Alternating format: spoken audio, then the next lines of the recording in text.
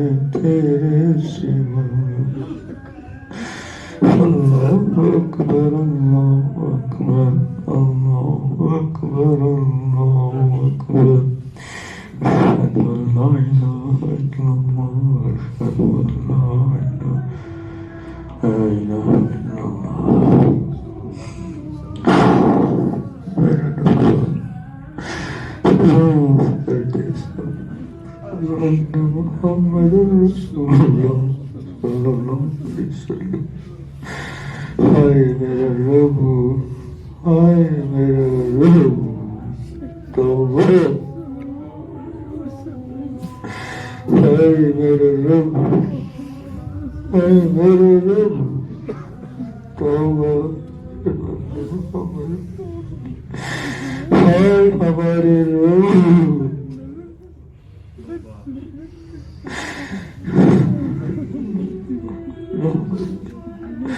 ہائے میرے رب توبہ توبہ توبہ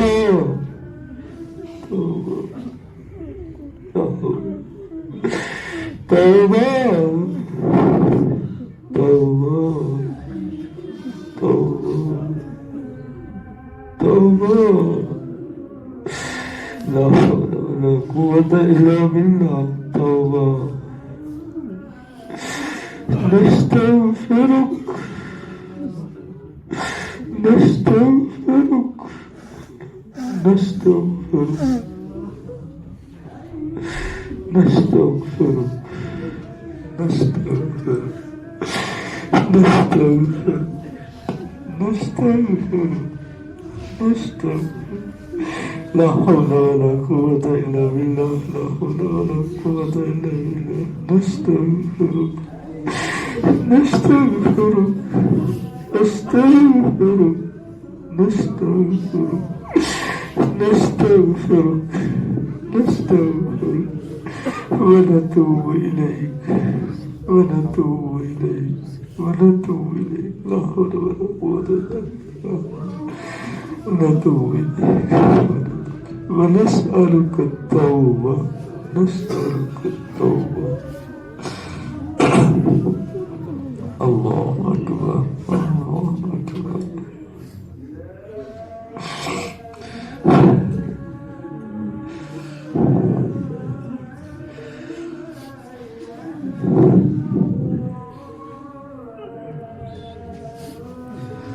لا إله إلا الله اللهم صل على سيدنا محمد عبدك ورسولك صلى الله عليه وسلم اللهم رب هذه الدعوة التامة والصلاة القائمة آت محمدا الوسيلة والفضيلة وابعث مقاما محمودا الذي وعدته إنك لا تخلف الميعاد الله أكبر اللهم لك الحمد على الإيمان ولك الحمد يا الله على الإسلام ولك الحمد على القرآن ولك الحمد على محمد صلى الله عليه وسلم اللهم لك الحمد على الصحة والعافية اللهم لك الحمد على الصحة والعافية اللهم صل على سيدنا محمد وعلى آل سيدنا محمد وبارك وسلم اللهم إنا نسألك الصحة والعفة والأمانة وحسن الخلق والرضا بالقدر اللهم إنا نسألك الصحة والعفة والأمانة وحسن الخلق والرضا بالقدر اللهم إنا نسألك الصحة والعفة والأمانة وحسن الخلق والرضا بالقدر اللهم إنا نسألك الهدى والتقى والعفاف والغنى اے ہمارے رب اے میرے رب میرے اللہ ہم سب کے رب عالم الغیب والشہادہ علیم بذات الصدور لطیف و خبیر سمیع بصیر سب کچھ آپ کے علم میں ہائے میرے رب آپ سے کچھ پوشیدہ نہیں کچھ پوشیدہ نہیں ہائے ہمارے رب بس پردہ پوشی دنیا اور آخرت دونوں جہاں میں پردہ پوشی کامل مغفرت کامل مغفرت کمال تقوی کمال تقوی کمال تقوی کمال دیانت ہائے میرے رب زندگی آپ کے علم میں جوانی آپ کے علم میں آنکھوں کا دیکھنا زبان کا بولنا کانوں کا سننا ہاتھ پیر کی نقل حرکت ظاہر و باطن کچھ آپ سے پوشیدہ نہیں سب آپ کے علم میں اور ربا سب معافی کا محتاج ہے. اے معاف کرنے والے رب ہم سب کو معاف کر دے, ہم سب کو معاف کر دے, ہم سب کو معاف کر دے, ہم سب کے گھر والوں کو معاف کر دے. یا اللہ اس مجمع میں جن کے والدین دیگر کاری دنیا سے گئے, اللہ سب کو کامل مغفرت سے نواز دی, کامل مغفرت سے نواز دی, کامل مغفرت سے نواز دی. ہائے میرے ربا توبہ توبہ توبہ, زندگی بھر کے گناہوں سے توبہ, زندگی بھر کے گناہوں سے توبہ. اللہ توبہ, اللہ توبہ, اللہ توبہ. اے مشکلات میں پڑے کے لیے مشکل کشا, اے مشکلات میں پڑے کے لیے مشکل کشا, مشکلات میں پڑے کے لیے مشکل کشا. اے محتاجوں کے حاجت روا, اے بے سہاروں کے سہارا. ہائے میرے رب, ہائے میرے رب, سب کی مشکلات کو دور فرما, سب کی مشکلات کو دور فرما. ہائے میرا اللہ, آپ کے بندوں کے بہت سارے معاملات ایسے ہوتے ہیں میرا اللہ, آپ کے بندے آپ کے سوا کسی سے کہہ نہیں پاتے, بس آپ کی ذات لا شریک کے سامنے اپنے دل کا حال اللہ عرض کر پاتے. ہائے میرا اللہ, ہائے میرا, ہائے میرا, ہائے میرا اللہ, میرا ربا, میرا ربا, میرا اللہ ہم سب کے اخلاق کو درست کر دے, عادات کو درست کر دے. اے اللہ آپ کو اپنے محبوب حضرت محمد عربی صلی اللہ علیہ وسلم کے عظیم اخلاق کا واسطہ, آپ کے عظیم اخلاق سے ہمیں بھی حصہ دے دے, حصہ دے دے, ہماری بد اخلاقیوں کو دور فرما دے.